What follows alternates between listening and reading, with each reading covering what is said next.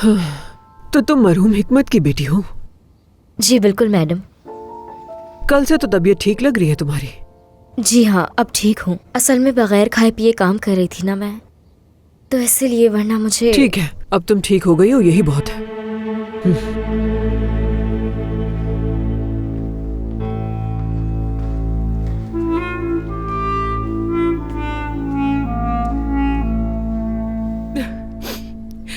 इस चीज की माफी कैसे मिल सकती है?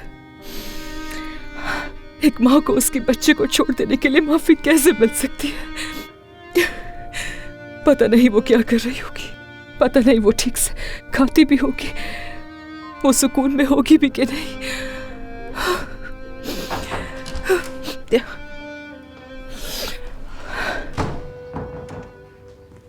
तुम ठीक तो हो ना सादिया? ठीक हूँ मैं अम्मी जान, ठीक हूँ।